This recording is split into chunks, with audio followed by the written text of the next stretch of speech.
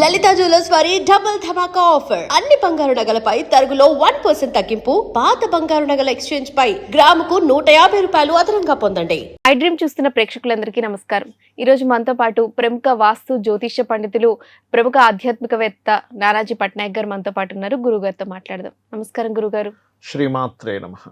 అలాగే గురుగారు, నవగ్రహాల్ని మనం ఏ విధంగా దర్శించుకోవాలి పూర్తిగా చెప్పండి.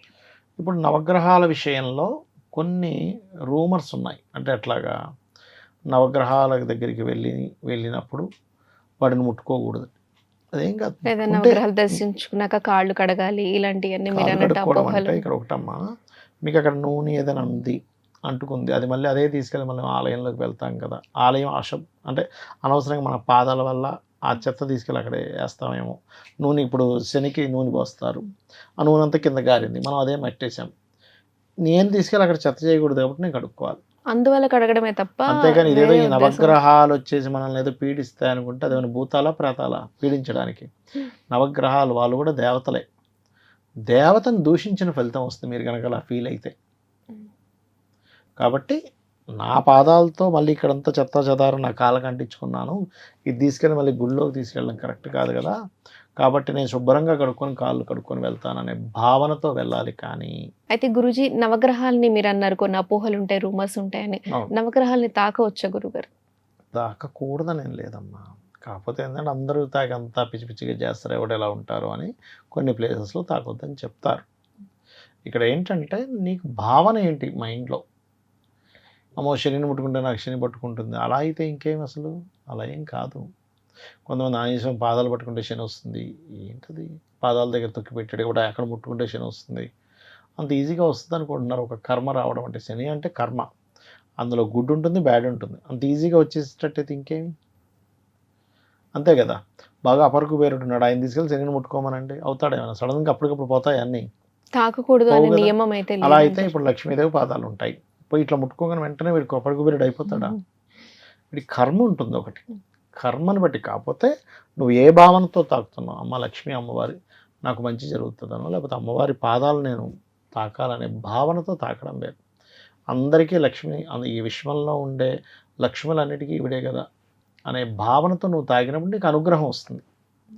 అంతేగాని ముట్టుకోగానే మారిపోయేటట్టు ఏంటి, అదేమైనా మంత్రం? ఇలా ముట్టుకోగానే వీడు పేదవాడు అయిపోతాడు, వీడు గొప్పవాడు అయిపోతాడని తాకొద్దని అయితే నియమం లేదు. కాకపోతే మనం అనవసరంగా అంత చెత్త చెదారం చేస్తామనే ఉద్దేశంతో కొన్ని టెంపుల్స్లో కొన్ని ఆంక్షలు పెడతారు. అందులో కొన్ని ఇప్పుడు కొన్ని శివాలయాల్లో కొన్ని తాకొచ్చు, కొన్ని తాకడం ఉంటాయి, అవి వేరు మళ్ళీ. అట్లా ఇప్పుడు మనకి స్వయంభూ కొన్ని ఉంటుంటాయి. ఇప్పుడు శ్రీశైలం వెళ్ళాం, అక్కడ స్పర్శ దర్శనం అని ఉంటుంది. లేకపోతే కాశీ వెళ్ళాం, అలా స్పర్శ దర్శనాలు ఉంటాయి. అలాంటివి తాకొచ్చు, కొన్ని తాకకూడనివి కొన్ని ఉంటాయి. అట్లా అది తాకేవా తాకకూడని దాన్ని బట్టి వాళ్ళు తాకుతూ ఉంటారు. అట్లా అయితే గురూజీ, మనం దేవాలయ దర్శనం, కొందరు ఏంటంటే ఎప్పుడో వారికి కష్టాలు బాధలు వచ్చినప్పుడే దేవాలయం ఉందనేది గుర్తొస్తుంది, అప్పుడు వెళ్తూ ఉంటారు. కొందరు ఎప్పుడు దర్శించుకుంటూ ఉంటారు. అసలు ఆలయ దర్శనం అనేది మనం ఎప్పుడెప్పుడు చేసుకుంటూ ఉంటాం వల్ల మనలో పాజిటివ్ ఎనర్జీ కావచ్చు, మనకి శుభం కలుగుతుంది అని. మన ధర్మం ఆలయానికి వెళ్ళడం. ఆలయానికి ఎందుకు వెళ్తున్నాము అంటే కృతజ్ఞతాభావంతో, అక్కడ మన వంతు ఏదైనా సహాయం చేయగలమా. మీరు ఎంత రెగ్యులర్గా వెళ్తూ ఉంటే అంత పాజిటివ్ ఎనర్జీ మీకు వస్తుంది. జిమ్కి రోజు వెళ్తే మంచిదా, వారానికి ఒకసారి వెళ్తే మంచిదా అంటే రోజు వెళ్తే ఫిట్నెస్ ఉంటుంది. ఆధ్యాత్మికమైనటువంటి శక్తి ఏదైతే మీకు రావాలనుకుంటారో, రోజు పూజ చేయడం, రోజు ఆలయానికి వెళ్ళడం, రోజు ఏదైనా ఒక జపం చేసుకోవడం, మంత్రం తీసుకొని, ఇవన్నీ కూడా మీకు స్ట్రెంగ్త్ని పెరుగుతుంది. ఎందుకంటే ఆత్మశక్తి పెరుగుతుంది. ఆలయానికి వెళ్ళడం వల్ల ఆత్మశక్తి పెరుగుతుంది. జిమ్కి వెళ్ళడం వల్ల ఎలాగైతే శారీరకమైన శక్తి పెరుగుతుందో ఆత్మశక్తి పెరుగుతుంది. ఆత్మస్థైర్యం వస్తుంది దానివల్ల మీకు ఎటువంటి నెగటివ్ ఎనర్జీ మీ చుట్టూ రాదు. ఇప్పుడు చూడండి, ఇప్పుడు మనం అనుకుంటాం ఓన్లీ గ్రహస్థితి వల్ల, గ్రహస్థితి అనే కాదు, కొన్ని పిశాచ యోగాలు ఉంటాయి. ఆ పిశాచ యోగాలు మనిషికి కనెక్ట్ అయినప్పుడు ఏమవుతుందంటే మనిషి డౌన్ఫాల్ అవ్వడం స్టార్ట్ అవుతాడు. రోజు ఆలయానికి వెళ్ళండి, ఎక్కడ డౌన్ఫాల్ అవ్వడం మనిషి. కనీసం ఉన్న స్థితిలో అయినా అలా ఉంటాడు, నువ్వు కోటీశ్వరుడు అవ్వకపోయినా. ఒకటి ఎగ్జాక్ట్లీ మీరు అన్నట్టుగా ఫేస్ చేసే స్ట్రెంత్ వస్తుంది, కష్టం రాకపోవడం కాదు, కష్టాన్ని తట్టుకునే శక్తి వస్తుంది. అలాగే ప్రదక్షిణాల గురించి కొంతమంది 3 ప్రదక్షిణాలు చేస్తే మంచిది అంటారు, కొంతమంది 9 ప్రదక్షిణాలు అంటుంటారు. దీని గురించి పూర్తిగా వివరించండి. కరెక్ట్ అయితే 3 సరిపోతాయమ్మా. మొక్కున్నప్పుడు ఇప్పుడు చిలుకూరి బాలాజీ 41 ప్రదక్షిణాలు చేస్తారు, అది మొక్కు వేరు. మొక్కును బట్టి ఇన్ని ప్రదక్షిణాలు చేయడం, కొంతమంది 108 ప్రదక్షిణాలు చేస్తారు. నాకు తెలిసి ఒక టెంపుల్లో ఒక బాగా ఏజ్డ్ పర్సన్, ఇప్పుడు లేదు ఆవిడ, ఒక 80-90 ఏళ్ళు ఉండేది, అప్పుడు రోజు 108 ప్రదక్షిణాలు చేసేది. అంటే అదొక ఆనందం. ఇక్కడ ఏంటంటే నువ్వేం చేసినా ఆనందంగా చేయి, హ్యాపీగా చేయి, అంతేగాని ఏదో ఇప్పుడు చేయాలి, ఇప్పుడు అనేసుకున్నాను బాబోయ్ ఏంటిది ఎప్పుడు అవుతాయి అలా చేయకు. ఎందుకంటే నువ్వు మనసులో అనుకునే ప్రతిదీ కూడా భగవంతుడికి తెలుస్తుంది. అలా చేస్తే నీ రిజల్ట్ అలాగే వస్తుంది అంట. నేను ఒక విషయం అనుకొని మనం వెళ్ళాము, ఏదో కష్టంగా వెళ్ళాము, నీకు వచ్చే రిజల్ట్ కూడా కష్టంగానే వస్తుంది. నువ్వు ఇష్టంగా వెళ్ళావు, ఇష్టంగానే వస్తుంది రిజల్ట్ కూడా. అలాగే దేవుని గుడికి వెళ్ళి వచ్చేటప్పుడు ఎక్కడికి వెళ్ళకూడదు, ఇంటికే రావాలి అంటూ ఉంటారు. ఇది దీనిలో ఎంతవరకు ఉంటారంటే ఏం లేదు, ఆ ఎనర్జీ డైరెక్ట్గా ఇంటికి వస్తుందని, అంతేగాని ఎక్కడికి ఏం పోదు. అదేమి అంత ఈజీగా అయితే ఇటంగా ఇటు వెళ్ళిపోవడం లాంటివి ఏం జరగవు.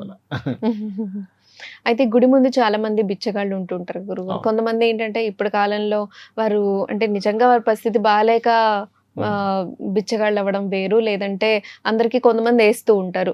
దీని గురించి గుడి ముందు వేసే దాని గురించి పూర్తిగా వివరించండి. ఇప్పుడు బిచ్చగాడికి నువ్వు డబ్బులు వేయడం అనేది వంటిది కూడా ఇక్కడ 2 రకాలుగా కొంతమంది ఏం చేస్తారంటే, బెగ్గర్స్ వేయనండి, ఎవరికైనా కావాలంటే వాళ్ళు బాగుపడడానికి వాళ్ళకి ఏదైనా హెల్ప్ చేస్తా, సపోర్ట్ చేస్తా అంటారు. అది మంచి పద్ధతి. ఎందుకంటే బెగ్గర్స్ వేయడం వల్ల అనవసరంగా పెరిగిపోతున్నారు, అదొక బిజినెస్లో తయారైపోయింది అనేటువంటి భావంతో కొంతమంది ఉంటారు. కొంతమందికి పాపం వాళ్ళ స్థితి అలా అయిపోద్ది, బెగ్గింగ్ చేసుకుంటే కానీ వాళ్ళు బతకలేని స్థితిలో ఉంటారు. అలాంటి వాళ్ళు కొంతమంది ఉంటారు. అయితే ఇక్కడ ఏంటంటే మనం చూడగానే వెంటనే దాన్ని డిసైడ్ చేయలేము. గుడికి వెళ్ళొచ్చి ఖచ్చితంగా వాళ్ళు వెయ్యాలా అని చెప్పి వెయ్యాలని రూల్ ఏం లేదు. గుడికి వెళ్ళినప్పుడు వాళ్ళకి ఖచ్చితంగా వెయ్యాలని రూల్ లేదు. మీరు ఎలా ఫీల్ అవుతున్నారు, మీరు మంచి పని చేయడం ముఖ్యం అక్కడ. ఇప్పుడు నేను మొన్న ఏదో చూసా, ఏదో మాట్లాడుకుంటున్నప్పుడు బెగ్గర్స్ వేయకపోతే ఏమైనా శాపం తగులుతుందా అంటే, ఇక్కడ ఒకటే అలా కాదు. ఇక్కడ ఏంటంటే నువ్వు వేయాలనిపిస్తే లేకపోతే లేదు, దానివల్ల నీకు వచ్చేది కాదు అని వాళ్ళతో వద్దు లేదు మంచి చేయగలగాలి. అంటే నువ్వు బెగ్గరికి వేయడం కంటే కూడా ఇంకోటి నువ్వు హింస పెట్టకపోతే మంచిది దానికంటే. ఎలా అంటే ఇప్పుడు నువ్వు ఒకడిని ఏదో అన్యాయం చేసి నువ్వు డబ్బులు కొట్టేసావు, ఎగ్జాంపుల్, నువ్వు మళ్ళీ అందులో తీసుకుని బెగ్గరికి వేసావు, అదే నీకేం పుణ్యం ఏం రాదు. నువ్వు ఇక్కడ అన్యాయం చేసావుగా.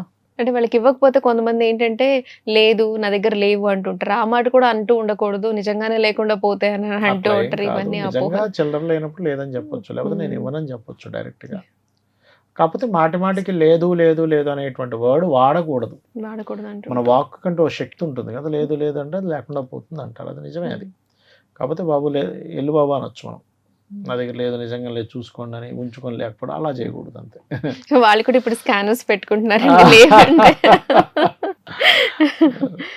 అయితే మీరు అన్నట్టు వేరే వాళ్ళని మోసం చేసి వీళ్ళకి ఇవ్వడం వల్ల వాళ్ళకి ఏం అంటే ఒకరిని మోసం చేసి ఒకరికి దానం చేయడం వల్ల అదే ఉండదు. అది అనవసరంగా మనం ఈ మోసం చేసిన ఫలితం ఒకటి వస్తుంది కదా, దీని ఫలితం రాకపోగా. అయితే గురుగారు ఆలయంలో చాలా మంది దానం చేయాలి అనుకుంటే ఏ దానం చేయడం శ్రేష్టమైంది? ఎప్పుడైనా కూడా అమ్మ అన్నిటికంటే అన్నదానం గొప్పది. అవతల వాడికి ఏది లేదో అది ఇవ్వడం గొప్పది. ఇప్పుడు ఒక రోడ్డు మీద ఒక వ్యక్తి నిద్రపోతున్నాడు, చలికాలం, దుప్పటి కూడా లేదు, దుప్పటి ఇవ్వడం మంచిది. అక్కడ ఏది అవసరం అది ఇవ్వాలి. దాహం వేస్తుంది, నీళ్ళు ఇవ్వాలి. ఇప్పుడు మీకు బాగా దాహం వేస్తుంది, బిర్యానీ పెడితే ఏం చేస్తారు, నాకు బిర్యానీ కదా ఫస్ట్ నాకు నీళ్ళు ఇవ్వండి అంటాం. మనిషికి ఏది అవసరమో అది నువ్వు దానం చేయి. విద్య అవసరమో విద్య దానం చేయి, నీళ్ళు అవసరం నీళ్ళు దానం చేయి, బట్టలు అవసరం బట్టలు దానం చేయి. అంటే ఆలయానికి సంబంధించి కొంతమంది దానం ఇస్తూ ఉంటారు, బండలు. అక్కడ ఏది అవసరం అది ఇవ్వాలి. అవసరమైంది. ఇప్పుడు భార్యాభర్తల్లో కూడా చూడండి, నాకు ఇవన్నీ కాదండి అతను మాట్లాడడం కావాలంటది కొంతమంది. ఏంటి నీకు నగలు కొనిస్తున్నాను, నీ పేరు మీద ల్యాండ్ కొన్నాను, నీ పేరు మీద కారు కొన్నాను, ఇవన్నీ నాకు వద్దు, నువ్వు అసలు స్పెండ్ చేయట్లేదు, నాకు అది అవసరం అంటది భార్య, లేదా భర్త అంటాడు. అప్పుడు వాళ్ళకి అదే అవసరం. అర్థమైందా మీకు? వాళ్ళ అవతల వాళ్ళకి ఏం కావాలో అది నువ్వు ప్రొవైడ్ చేయగలిగితే దట్ ఈస్ ద గుడ్ అంట నేను. అది మాట సాయం కావచ్చు, ఎమోషనల్ సపోర్ట్ కావచ్చు, లేకపోతే ఇంకేదైనా కావచ్చు. అవసరమైన దాన్ని ఇవ్వడంలో వారికి పూర్తి ఫలితం, ఆనందం వస్తుంది అంటారు.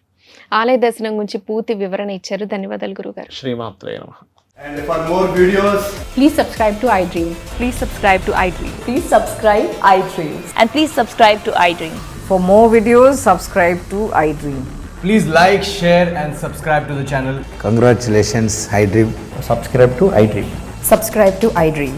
So subscribe to iDream Media. iDream కి iDream టీమ్ అందరికి huge congratulations. Please subscribe iDream Media. Please subscribe to iDream. Subscribe iDream. Please subscribe to iDream. iDream అంటే నా కళల ఛానల్ సబ్స్క్రైబ్ చేసుకున్న నోరు తిరుగుతలేదు, మీరైతే గంట గుర్తు కొట్టండి. For more such videos, please subscribe to iDream. Subscribe to iDream. Please subscribe to iDream. Please subscribe iDream Media. Please do subscribe to iDream. Please subscribe to iDream Media. For best entertainment and information, please subscribe iDream. And don't forget to subscribe to iDream.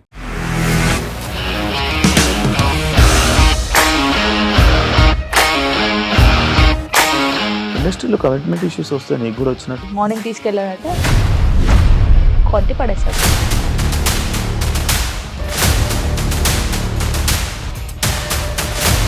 వాళ్ళు కూడా చూడలేదు ఈ cinema అని చెప్పడానికి కూడా చాలా ధైర్యం కావాలి. అది నిజం కదా, దాంట్లో ధైర్యం ఏంటి? ఇది నెక్స్ట్ డే ప్లేట్ మార్చేస్తే తప్పు కదా. As of now, we are comfortable this అని నేను అనుకుంటున్నాను. రష్మిక గారిది మీది ఒకే ఊరు అంటే కదా? నీకు కోపం వచ్చిందంటే బాగా తిట్టేత్తరా? తిట్టేద్దామండి. నిజంగా గేమ్ ని ఎలా చేంజ్ చేయగలిగారు? ఏపీఎస్ఎఫ్సి వాళ్ళకి 6 నెలల్లో నేను 6 లక్షలు కట్టా. బిజినెస్ చేయాలనుకుంటే it is as difficult as riding a tiger.